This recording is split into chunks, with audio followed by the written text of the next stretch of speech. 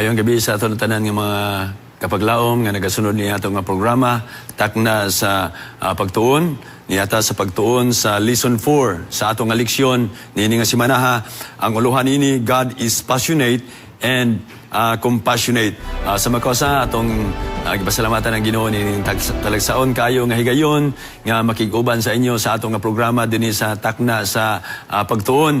Inyo nakitaan mga kapaglaom nga nag-inusara ta karon, siguro makaingon mo nga dili man ni mao ang tigdala gyud sa programa sa takna sa pagtuon.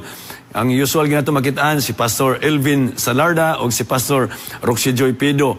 Pero sultihan ta mo mga kapaglaom nga wala sila karon nga gabiyo na. Nagbiyahe sila tuwa sa Cebu, uban sa mga directors, sa ato presidente, sa ato nga mga uban nga mga directors din about mga 5 sila kabuok tuwa dito sa Cebu kay adunay training gipigayon about Harvest 25 mo na nga tuwa sila dito sa Cebu. O kita mo ay natahasan karon nga gabi pero dili ni siya unusual ni siya nga panahon nga makig-uban ta sa inyo ha, pero what a privilege for us nga makiuban sa inyo karon nga gabi. So, kaigsunan, ato idungo ato maulo alang sa magampo ta. Dios nga labing gamhanan nga naaka sa trono sa kalangitan, inintak na sa kagabion, daghang salamat in kayunan nga manggihatag kanamo nga makapadayon kami nini nga naandan gayud nga programa sa takna sa pagtuon, magahisgot o Dios sa mga pulong nga maghatod kanamo sa suod nga relasyon dia kanimo. O ginaot nga kini mga pulong nga o Dios nga amo pagatunan karon nga gabi, mahimo namo nga kalanon sa matag adlaw nga magapainumdom kanamo o Dios nga ang imong gugma nganhi kanamo hilabihan gayod. Ang among gugma o Dios kaning dili usahay tinuod apan nahibalo kami nga ang imong gugma kanamo bisan kami dili matinud-anon diya kanimo usahay apan ikaw nahigugma kanamo pag-ayo. Salamat o Dios nga ikaw matinud-anon kanamo. Panalangin usab ang among mga viewers diya sa Facebook o sa YouTube nga nagapadayon sa pagsunod niini nga ato nga programa sa takna sa pagtuon. Kini tanan ang magipangayo gilaw mamadawat tungod lamang sa ngalan ni Jesus. Amen. Sa ato mga viewers diya sa YouTube o sa Facebook, sa online mga viewers sa tibuok kalibutan, mayong buntag, mayong udto, mayong gabi kanatong tanan o daghang salamat nga niata sa ato nga pagtuon sa ato nga leksyon karon nga gabi. Ang atong lesson niata sa lesson 4, no? Lesson 4 o ang ato nga uluhan sa ato nga leksyon is God is passionate and compassionate. Yeah. Ang ato nga lesson is God is passionate and compassionate. Mao ni ang passion sa Ginoo mga igsuon, mga kaigsuonan, mao gayud ang paghigugma sa tua bisan ang atong gugma usahay kanang taphaw, kung sa Bisaya pa taphaw, pero ang Ginoo walay kinutuban ang iyang gugma. Ang gugma na to usahay sa atong asawa, usahay mulubad, no? Pero nang hinaot ko nga atong gugma sa atong asawa dili mulubad. Usahay atong gugma sa atong mga uyab mawala kay pagkakita nato nga nakita ni adto tag lugar bagha nga kanang lain nga lugar, nakakita tag gwapa, usahay malimtan nato ang atong uyab, no? Nana po tayo lain nga gihugma. Usahay na ang atong paghigugma. Apan ang gugma sa Ginoo. Niata sa memory text nato mga kaigsunan, no? Dinhi sa Isaias kapitulo 49 bersikulo 15. Isaias 49 bersikulo 15 nagaingon, "Can a woman forget her nursing child and not have compassion on the son of her womb? Surely they may forget, yet I will not forget you."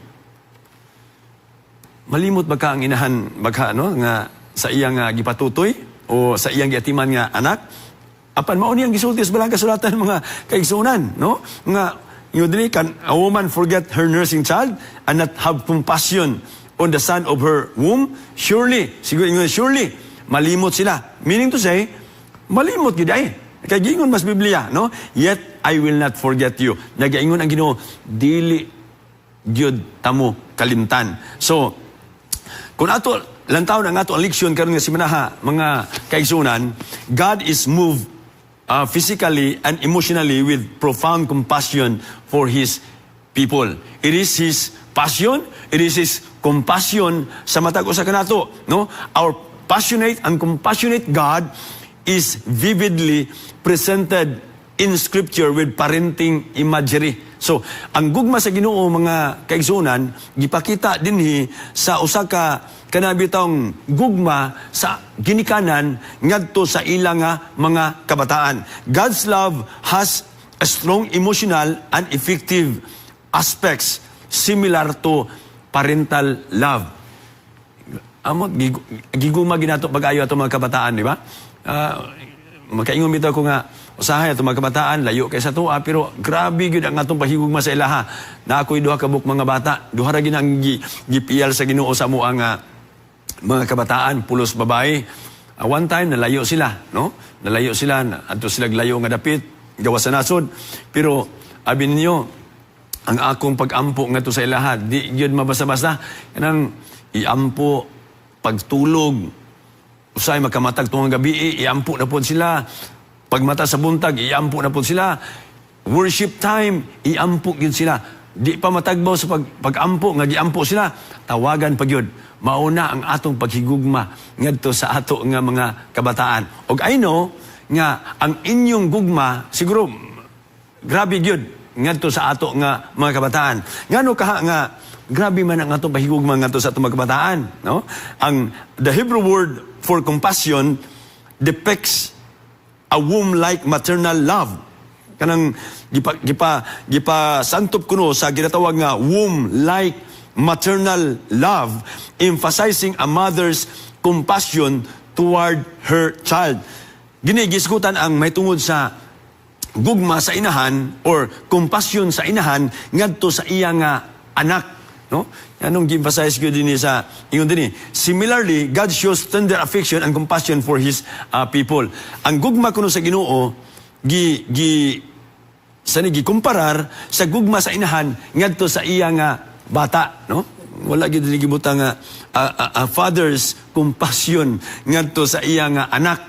A mother's compassion good. Bisan mo balik pa ta sa ato nga teksto in Isaiah chapter 49 verse 15, gisulat gid nga gibutang gid ni nga can a woman forget her nursing child or malimot sila pero ang Ginoo dili gid malimot. Nganong gi-emphasize mga kaigsunan ang gugma sa inahan ngadto sa iya nga anak tungod kay sila manggod ang nagbuntis, no? Imagine nimo mga kaigsunan, no? Kanay mga inahan karon nga nagapaminaw, nagajoin sa tuwa nga pila ka bulan nga gidadala sa inahan ang bata na siyang taguangkan. Siyam kabulan, no? Imagine mo siyam kabulan. Og ang siyam kabulan, imagine nimo na first month gamay pa, second month, third month, fourth month, padulo nga to sa siyam kabulan, nagkaanam og kadako ang tiyan sa kanang inahan, nagkaanam og kadako niya, nagkaanam og kabugat. Unya inaana ang ilang pag-antos. Mo na nga ang gugma sa Ginoo gikumparar dito sa inahan nga adunay pagkumpasyon ngadto sa iya nga anak, no? Ilabi na og manganak ang kanabitang ang babae, hilabihan gyud ang ilang pag-antos, no? Grabe gyud nga pag-antos.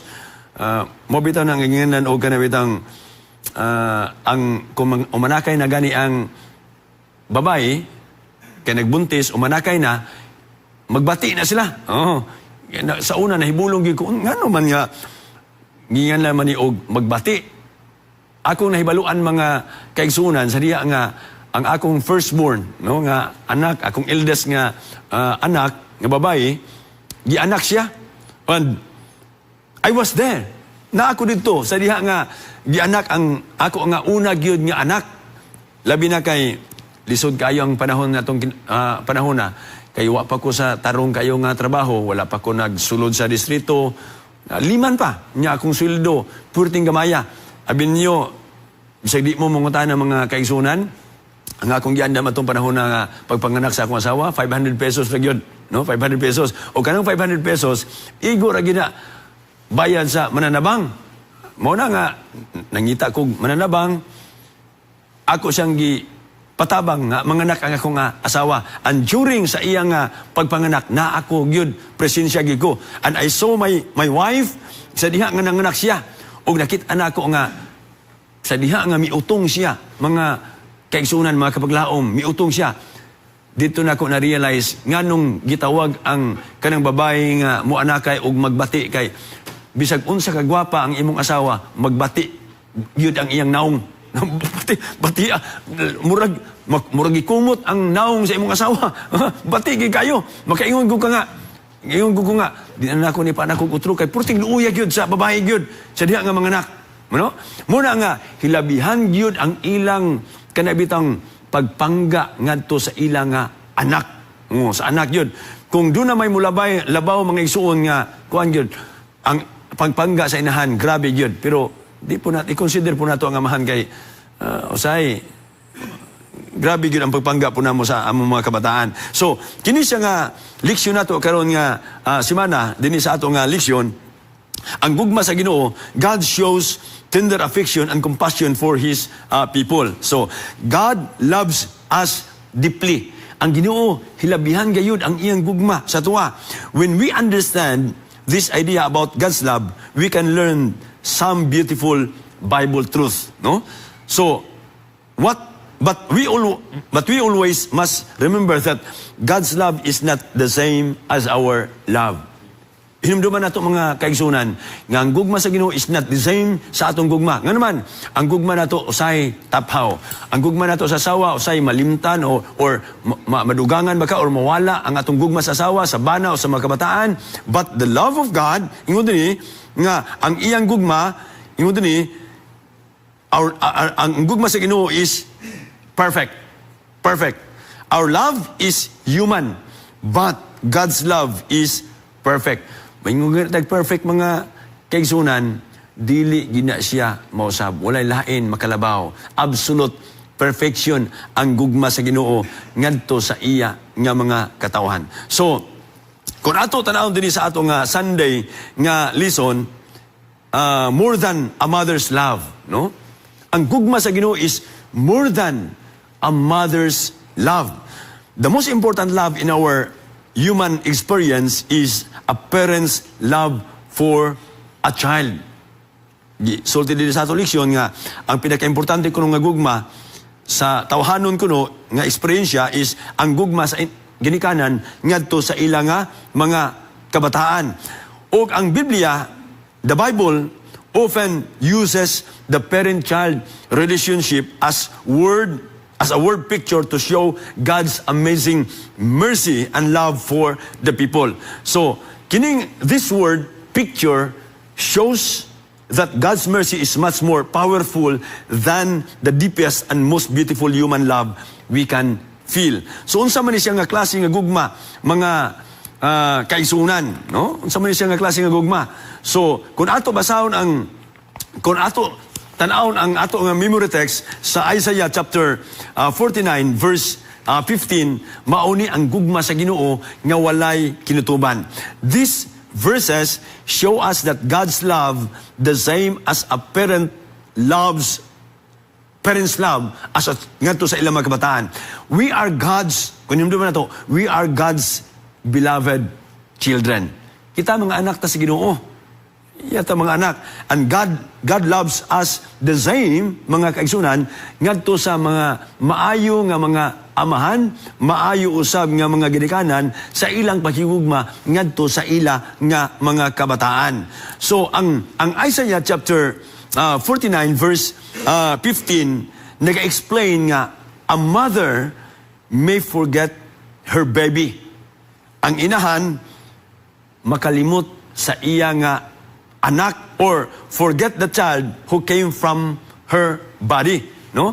Malimot baka siya sa iyang anak nga gikan gyud sa iyang lawas, no? But kung imo lang taon dinhi sa ato leksyon, but God always remember His children. Kanunay gayud mahinumdum ang Ginoo. The Lord's love never ends. Lamentations chapter 3 verse 22, no? Ang gugma sa Ginoo mga kaisunan, dili gayud, wala gayoy kinutuban, walay katapusan. the word love, din sa Lamentations chapter 3 verse 22, comes from the word or Hebrew word, Hebrew language nga raham. Ano man ang raham? The Bible thinkers believe that the word raham comes from the Hebrew word rihim, no? Which means the part of a woman's body where her body grows inside her. So, ang raham din dunay kuan din according to the study nga ang raham comes from the Hebrew word rihim. Nagakahulugan nga part of woman's body where baby grows inside her. So meaning to say, ang part kuno sa kanabitang woman's body diha nagatubo ang bata. Meaning to say, so the Bible thinkers use this idea to show that God's love is the same as a mother that she feels for her child when it is born. So ang gugma sa Ginoo, iya gyud nga gipabati mga kaigsunan, mga kapaglaom nga sa diha nga sama sa inahan nga gipakataw gikan sa iyang kaugalingon nga unod, ang Ginoo usab ang iyang paghigugma sa tuwa gikan gyud ang iyang paghigugma sama sa gugma sa inahan nga gibati nga gikan gyud sa iya kaugalingon. This love is very strong. O kini nga gugma matud pa sa ato leksyon is very strong and powerful. So blig-on kayo ni siya nga pagpamatuod nga paghigugma kana bitong gikan gyud sa imong unod, no? Gikan gyud sa imong unod sama sa atong mga kabataan. Gikan gina sa atong kaugalingon nga lawas, gikan sa atong kaugalingon nga bukog. Mao na nga ang atong gugma ngadto nila murag gyud kanang malipay kita. Labi na kanang bisag wa tay kanon, muuli tagi ka sa watay kwarta kayo, watay kwarta, muuli tagi ka sa atong trabaho. Pag-abot nato sa atong balay, makit-an nato ang atong mga anak nga mulakaw na. Pas sila ba enjoy kita, malipay kita, no? Murag wala gyoy kanang bitong kabutangan sa atong kalipay kung makit-an nato ang ato nga mga kabataan. That's how we love our children. So, sa atong leksyon, ang Jeremiah chapter 31 verse 20 nagasulti tells us what God thinks and feels about His chosen people, Israel. Ato ni baluan mga kaigsunan, ang Israel is God's chosen people. Israel is the same as God's dear son and beloved child. Hilabihan gayud ang gugma sa Ginoo ngadto sa mga taga-Israel. And often, kung ato may baluan, kung ato basahon ang balaang kasulatan, daghan mga panahon that Israel rejected God and refused to obey Him. No? Ang Ginoo, ang Israelhanon nagmasupilon, ilang gisalikway, ang Ginoo nagsimba sila og mga Diyos, no? Remember the time of King Hezekiah when he rebuilt the temple of Jerusalem. Nga instead nga iyang ang mga tao dito, ang mga katauhan, instead of worshiping the true God, nagsimba sila og mga Diyos. So mauni ang nahitabo sa kapanahunan. Ang Ginoo nahigugma pag-ayo ngadto sa mga Israel, but God continue to love Israel anyway to show them His mercy. Grabe gid ang gugma sa Ginoo, no? Murag magkaingon bitaw da nga bisag unsa nato ka magkasala. Kung tan-aw nato ang old Israel, hilabihan gyud ang ilang pagkasala. Grabe ang ilang pagsimba og mga Diyos, pagkinabuhi nga dili Diyos nun, kalibutanon kaayo, magkaigsunan. But God continue to love Israel anyway. Bisag mo na ilang ginabuhat, nag-backslide sila, nagsimba sila Diyos, apan ang Ginoo nagugma kanila anyway, to show them His mercy. Pagpakita sa ilang gugma. The word mercy in Jeremiah chapter 31, verse 20, or loving pity, no? Kanang bitang gugma nga naagyoy kaluoy, no?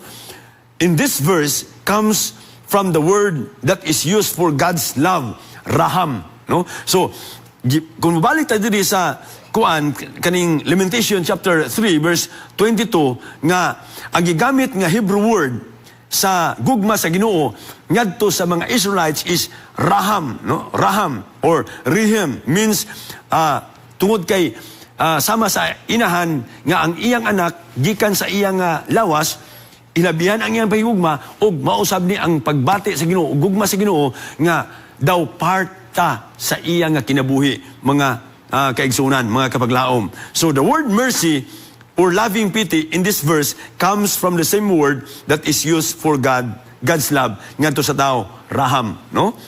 So this verse uses a strong language to show us that God loves us so much, very much, no? Dili kay nahigugma lang ang Ginoo sa tuwa, mga kaigsunan.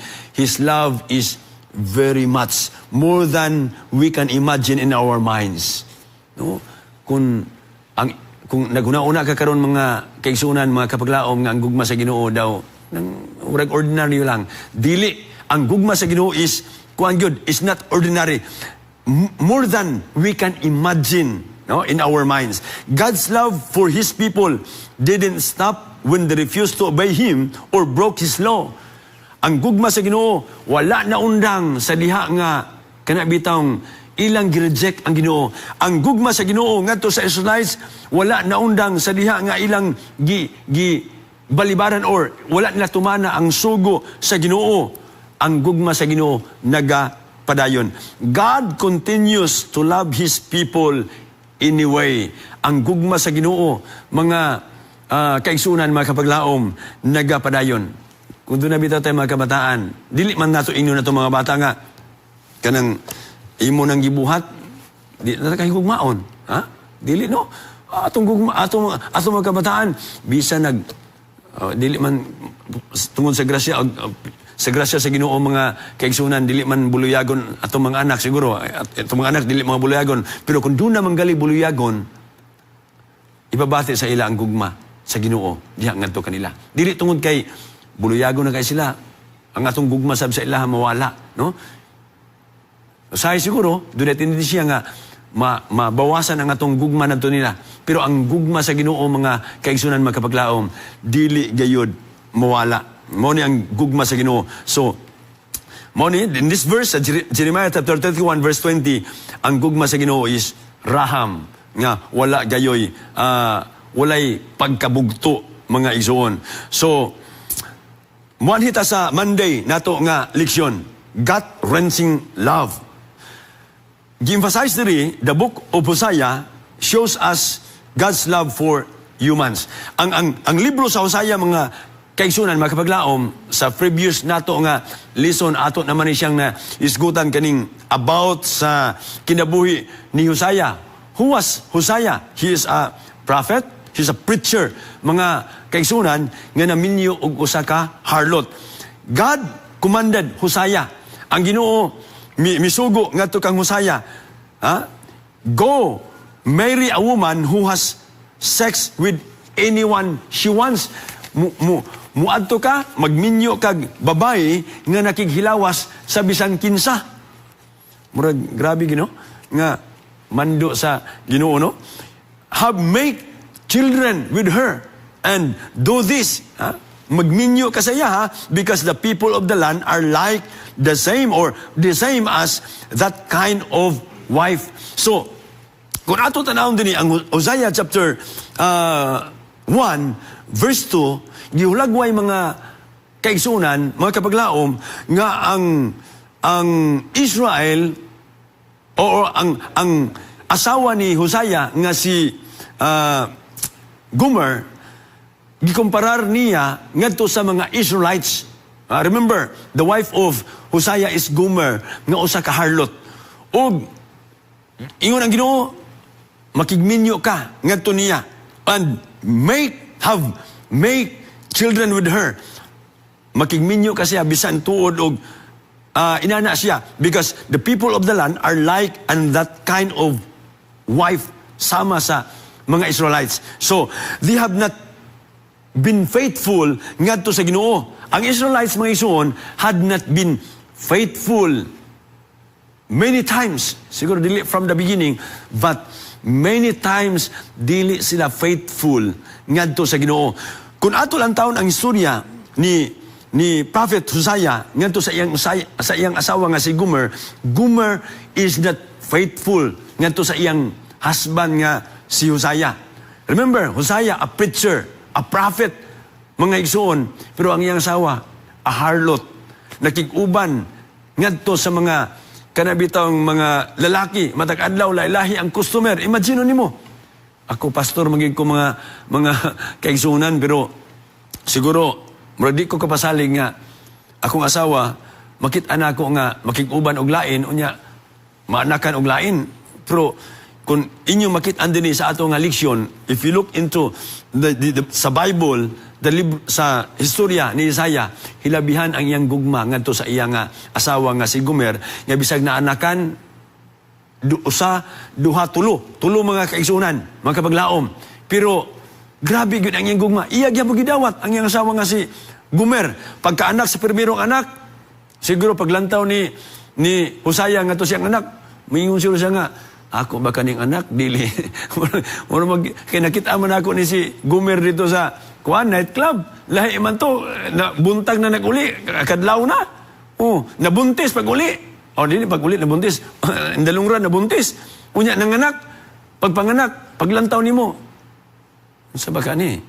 Kanang ako ba ka ni? Or dili? Mura apiki man di man liwat sa kuha.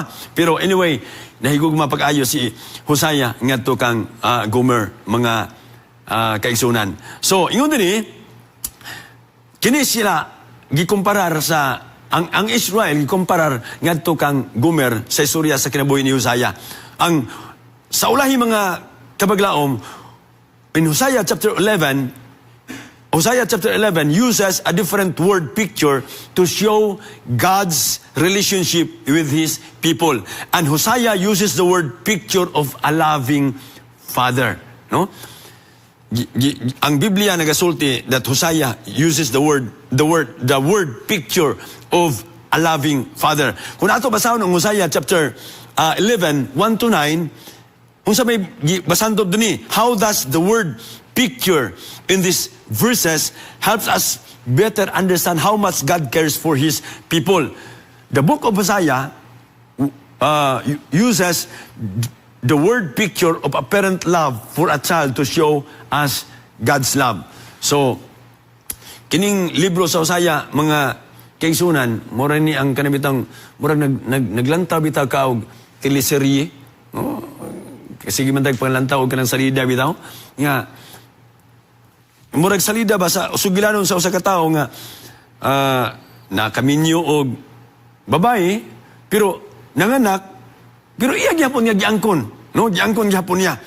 Kung kamo siguro mga kaigsunan, mga kapaglaom, murag di siguro ninyo mahimo, pero gipakita ni Hosea ang pagpakita ni Hosea sa paghigugma ngadto sa iyang asawa og sa iya pag-angkon sa iya mga anak, mao ang pagpakita sa Ginoo kung unsa ang iyang gugma ngadto sa Israel. In like manner, mga kaigsunan, mausab ni ang gugma sa Ginoo dili lamang ngadto sa old Israel apan nganhi kanato mga kaigsunan. Imagine nimo, many times kita nahilayo ngadto sa Ginoo. Many times kita nahimulag, nahisalaag ngadto sa kalibutan, no? Pero sa diha nga mobangon ta, sa diha nga mobalik ta ngadto sa Ginoo, ang gugma sa Ginoo is not conditional. Mubangon ta, dawaton ta niya. Ang 1 John 1:9 nagasulti, if we confess our sins, He is faithful and just to forgive us. No? Pasayloon ta niya, mga kaigsunan, kung mubalik ta ngadto kaniya. This is how God, mao ni ang giunsa sa Ginoo paghigugma ang Israel nga bisan sila naisalaag naghimo og mga pagsimba og dili tinuod nga pagsimba, nagasimba og mga Dios apan ang Ginoo nahigugma ngadto kanila. The Bible shows God as a parent teaching at a young child to walk, no? God also is comparing to a parent holding his child in his arms. So, ang Biblia nagasulti, sumala sa atong leksyon, karon si Manaha, nga ang Ginoo nagakumparar ngadto sa usa ka ginikanan nga nagatudlo sa iyang anak sa paglakaw. Many times, kita natumba. Say, matumba ta, nga naman, siguro ba di ta katarong og lakaw. Ang Ginoo mugunit sa tuwa. Murag atong gamay nga bata, atong tultulan, kanang bag-o mabitaw nga, kanang bag-o pang nalakaw, muna atong kalipay. Kanang 5 kabulan, 6 kabulan, 7 kabulan, nagsugod, naglakaw ang atong anak maigsoon. Mauna ang pinakakalipay sa mga ginikanan nga makitaan ang ilang mga anak nga magsugod na og lakaw. Ma-enjoy kayo ta, malipay kayo ta, bisag kapoy kayo ta. Ato gyud gunita ng atong anak, kay gusto nato sila nga makalakaw sila. And God also is compared to a parents holding his child in his arms. Ang Ginoo mga igsuon, mga kapaglaom, gi kumpara kuno sa usa ka ginikanan nga naggunit sa ilang kabataan nga sila nagalakaw. And the Bible shows God as someone who heals his people. Ang Ginoo, ang Biblia nagasulti nga gikumparar kuno nga ang Ginoo sama sa usa ka tao or somebody nga nagaayo sa mga katauhan. Like doctors, nagaayo sa mga masakiton, nagabahog, feeds them, and takers of their needs. So, inana ang gugma. Mao ni ang paghulagway sa Biblia sa ato nga Ginoo. Hilabihan gayud ang iyang gugma kanato mga hinigugma ko nga mga kaigsunan. And the Bible says that God carried his people the same as man carries his son. Ang Biblia nagasulti kuno nga ang Ginoo nagaalsa or nagagunit sa ilang sa mga kabataan sama sa paggunit o ang Ginoo migunit sa mga tao, the same a man carries his son. Sama sa paggunit sa ilang magnikanan or inahan or amahan sa ila nga mga kabataan. And the Bible says that God loved them and felt sorry for them, so He saved them. So, mao ni ang gisulti sa ato nga leksyon karon nga gabi o karong simanaha, mga kaigsunan, nga ang Ginoo nahigugma ngadto sa mga tao ug He felt sorry for them, so He saved them. Ang Ginoo, nakita niya ang ato nga pagpakasala. Matag adlaw, our sins is recorded. Giunsa nato pagpakasala, kapila ta kay gayon nga may nahipalayo sa Ginoo, naghubog-hubog baka ta o baka naa sa ato mga viewers karon nga nahilayo sa Ginoo tungod kay nahitampawak ngadto sa kalibutanon nga mga butang. Dili na ta makasimba ngadto sa Ginoo. Apan the Bible says nga ang Ginoo na he feel sorry mga isuon sa tuwa. Mao nga mipadala siya si embog tong anak dito sa Kalbaryo sa krus aron lamang kita mga luwas. And the Bible says in Isaiah chapter 63 verse 9, He picked them up and carried them just as He did long ago. Iya tang gikuha mga kaisunan, gialsa ta niya sama sa iyang pagluwas kanato didto sa Kalbaryo sa krus. Sinabihan ang iyang gugma sa tuwa. God compares or kung ato i-compare ang gugma sa Ginoo sa iyang mga katauhan with His people nga naigugma ngadto sa ilang mga kabataan o ginikanan ngadto sa ilang mga kabataan, God's love is loyal. Ang gugma sa Ginoo loyal mga igsuon. Loyal. Moingon ganit ag loyal kanang dili gyud muchit sama sa mga na ibala nato sa uban nga mga asawa ni cheat ngadto sa ilang mga bana ni cheat ngadto sa ila nga mga asawa, mga uyab bagha ni cheat ngadto sa ilang mga uyab. But His people, ang katawan sa Ginoo, cheat on Him the same as cheating wife, mga igsoon. But ang Ginoo dili gayud inana ang iyang paghigugma sa tuwa. How do they cheat? Sa unsa nga kita mi cheat or naglimbong mga kaisunan, pinaagi sa pagdili pagtuman sa kabubuton sa Ginoo. Many times dili ta mutuman sa kabubuton sa Ginoo. Bisan pag diha nato basihan nato ang maayong panglawas, ang maayong panglawas mga kaigsuonan, naa na siya ginatawag nga commandments of health, no? Nga ato sundon matag karon unya nga kun dili nato matuman ang commandments of health or laws of health, muhatod nato ngadto sa balatianon nga lawas, no? Say for example, kung doon na may mga kamataan karon nga naminaw, kung ang inyong ginikanan mo ingon sila nga pagpayong kay nag-ulan, pero gahi mag-ulo ang mga bata. Gusto mag-relax kayo, dadalang payong, katapulan kayo. Inig maulanan, pag uli sa balay, gihilantan, giubo. Oh? Nganong giubo o gihilantan mga ginikanan, mga kaigsunan, tungod kay naka-violate sila sa ginatawag nga laws of health. So sa mga paagi, daghan mga higayon nga kita nakasupak sa balaod sa Ginoo, muhatod nato ngadto sa pagka makasala or kita nakasala at tubangan sa Ginoo. Ug ang atong sala hurt God very deeply and caused God to punish them. No? So ang atong sala kuno mga kaigsunan nakapasubo ngadto sa Ginoo and very deeply and caused God to punish them. Ang punishment sa Ginoo, mga kaigsunan, mauna ang kanabitang mga balatian.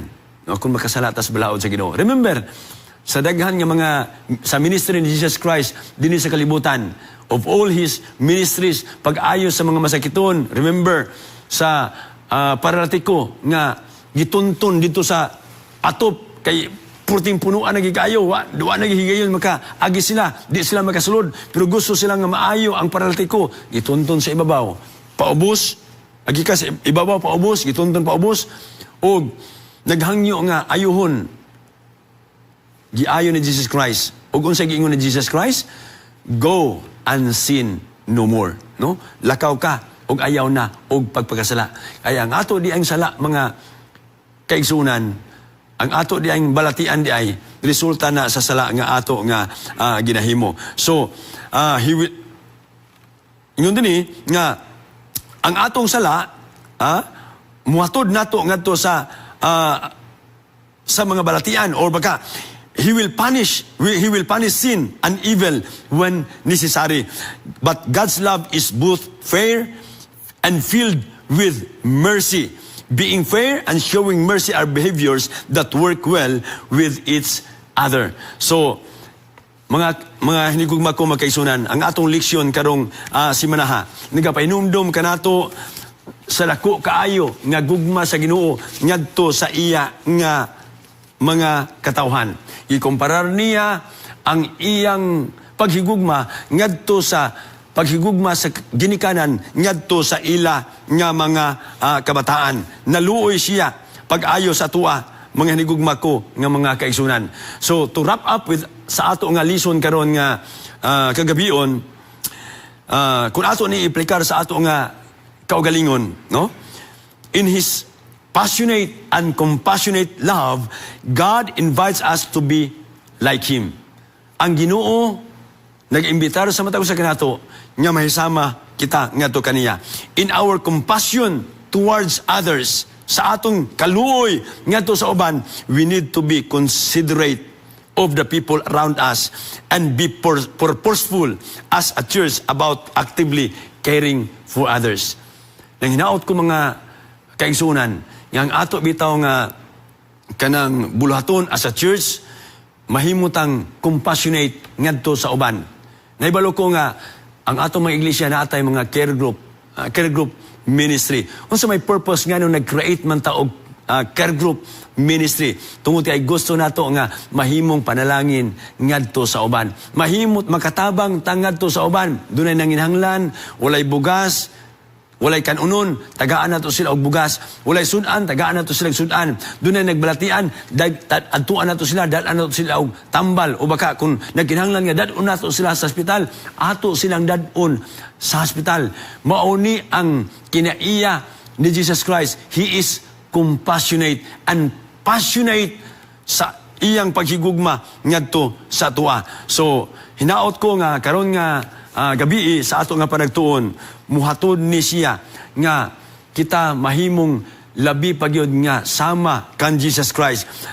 Ang atong goal sa atong kinabuhi, nganong muhimo ta og maayo mga igsoon, because we want to be like Jesus sa iyang kinabuhi, sa iyang kalag ug sa iyang bulhaton, sa iyang paghigugma. Gusto nato nga may sama ngadto kaniya because we want to be in heaven. We want to be with Jesus Christ when He come back, kung ubalik siya pag-usab, mga hinigugma ko ng mga kaigsunan. So in our compassion toward others, we need to be considerate of other people sa nagapalibot sa tuwa. Nang hinaot ko, yung atong leksyon karon nga si Manaha, nga ang kinaiya ni Jesus Christ, He is compassionate and passionate sa iyang gugma. Ato usab nga kinabuhian sa matag adlaw nato nga pag kinabuhi aron nga may sama kita kaniya, that when he comes again, mga kaigsunan, ang kaluwasan nga giandam niya sa tuwa, ang iyang gugma mahimong mapuslanon gayud, mga hinigugma ko nga mga kaigsunan. So ato ipakita that in what ways we can show this love, mga igsuon. We must worship the God who is love. Simbahaw na to siya, no? Who is love, no? We must worship Him, the God of love. Then, we showed God's love when we showed mercy and love to other people. Ato ipakita ang iyang gugma sa Ginoo ngadto sa pagpakita sa pagkaluoy, ngadto sa paghigugma ngadto sa uban. We should share our Christian faith with people and help them feel better because Jesus makes us feel better. Kung ato mga hinigugma kung magisuna atong gibati nga ang atong pagkinabuhi ning kinabutana hayahay tungod sa grasya sa Ginoo, share it to others. Nga naman ang Ginoo nahigugma kanato o kini nga gugma ato usab nga ipahat ngadto sa uban. Mao ni ang purpose sa Ginoo. Passionate love ngani sa tuwa, tungod kay gusto niya nga kini nga gugma ato usab ipahat ngadto sa uban. We should understand that we can change hearts. We can change hearts, but God can, no? Ang atong kasing-kasing dili mausab apan ang gugma, ang pinaagi sa grasya o gugma sa Ginoo, mausab ang ato nga paghugma ngadto sa uban. So let us ask God atong pangayoon ngadto sa Ginoo to give us a new heart for loving Him and for other people. Atong pangayoon sa Ginoo, siguro sa tawhanon nga panguna-una, dili ta makasunod sa gugma sa Ginoo. Ha? Dili nato mahimo ang gihimo sa Ginoo nga He is compassionate and passionate sa kinahanglanon, sa panginahanglan sa uban. But uban sa tabang o grasya sa Ginoo, may nagugma kumagsunan. Atong iampo ang Ginoo, tagai kog kasing-kasing sama nimo, no? Let Paul's word ngadto sa mga membro sa Thessalonians, mga isuon, be our prayer karon nga gabi. Unsa iyang pagampo ni Apostol Pablo, 1 Thessalonians chapter 3, verse 12 to 13. Nag-ingon, may the Lord make your love grow. May your love for one another increase.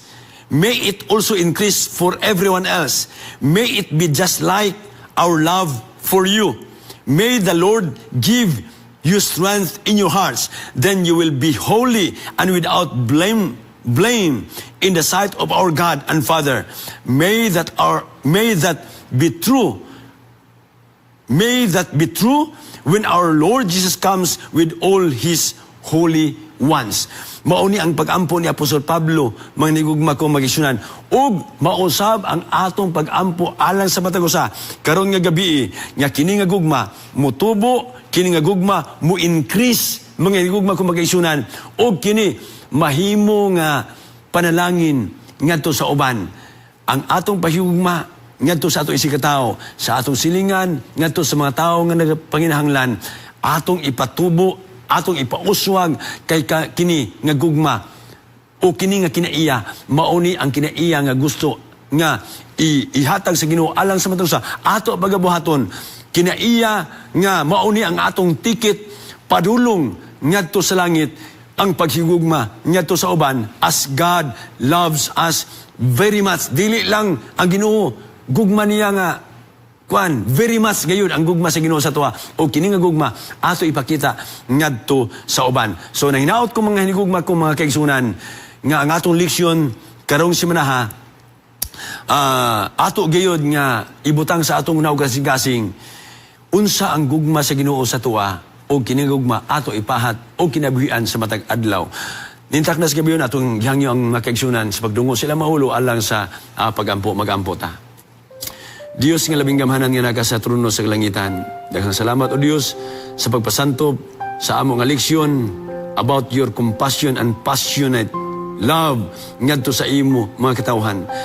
Imo nakit ano Diyos nga ang among gugma taphaw apan imong gipakita karon nga gabi nga ang imong gugma grabe gyud, hilabihan gayud nga paghigugma, nga bisan kami magkasala, ikaw na higugma kanamo ug gi-offer nimo ang kaluwasan nga amo madawat o Dios ug katungod nga kami makapuyo niya na lang itong pulianan kung ikaw magabalik na ning kabutana.